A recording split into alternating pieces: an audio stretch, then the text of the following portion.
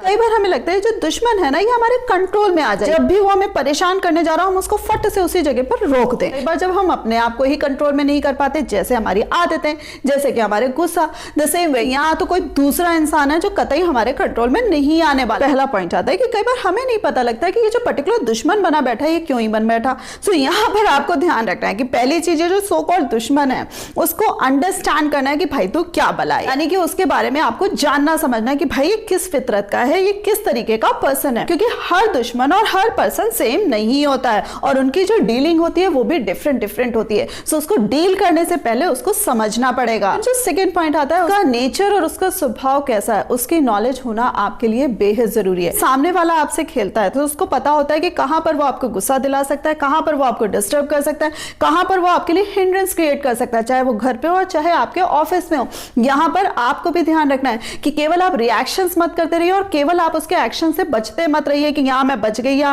यहां मैं बच गया। आपको ध्यान रखना है कि आपको उसका नेचर समझते हुए कि यहां पर ये हिंड्रेंस क्रिएट कर सकता है, सो पहले से ही मुझे इस तरीके के मेजरमेंट लेने हैं। सेम वे फ्रेंड्स, यहां पर मुझे उससे बिल्कुल नहीं उलझना है, यानी कि मुझे अपने काम को प्रायोरिटी देनी है और अपने आप को प्रायोरिटी देनी। तीसरी चीज, वो मेरी इमेज के साथ भी खेलेगा, सो मुझे ध्यान रखना है कि यहां पर मुझे अपने रिएक्शंस देने और यहां पर रिएक्शंस बिल्कुल नहीं देने, यानी कि उसके मंसूबों को उसी का स्वभाव और नेचर जानते हुए वहीं का वहीं ध्वस्त कर देना है। और उसी के साथ साथ फ्रेंड्स, जो हमेशा मैं कहती हूँ improve yourself, work on you, यानी कि अपने ऊपर काम करिए, अपने ऊपर मशक्कत करिए, अपनी सफलता पर ध्यान दीजिए। जब आप अपनी सफलता की सीढ़ियां फटाफट चढ़ेंगे ना, सो आपका जो दुश्मन केवल जो आपके बारे में सोच रहा है और जो अपनी सक्सेस और अपने काम के बारे में नहीं सोच रहा है वो उतनी सीढ़ियां नहीं चढ़ पाएगा, वो केवल वहीं का वहीं फूंकता रह जाएगा। सो आपको ध्यान रखना है कि आप बजाय उस पर फोकस करें जो आपको पीछे खींच रहा है, आपको उस पर फोकस नहीं करना है, आपको आगे पे ध्यान देते हुए सीढ़ियों पर चढ़ते चले जाना है, यानी कि सफलता की इतनी सीढ़ियां चढ़ जाना है वो आपको दूर तक भी देखे सो वो देख ना पाए। और उसी के साथ साथ फ्रेंड्स, नेक्स्ट पॉइंट आता है कि जब आप सफलता के नए आयाम चढ़ते हैं सो वो जो दुश्मन होता है वो तो बौना होकर कहीं ना कहीं गायब हो जाता है, फिर से नया दुश्मन क्रिएट हो जाता है, अनायास ही आपको पता नहीं लगेगा अब कौन है।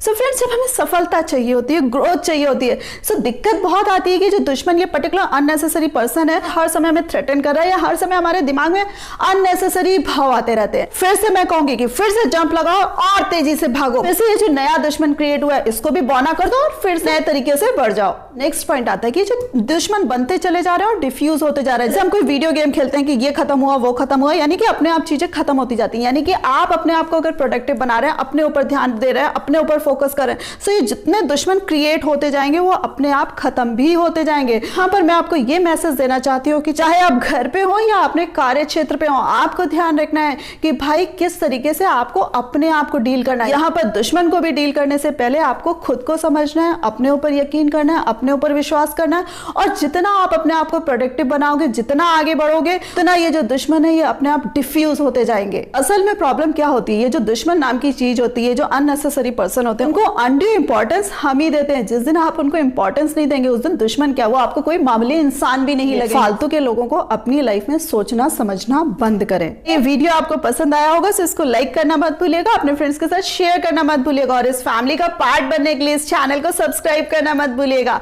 So thanks a lot for giving me this much time.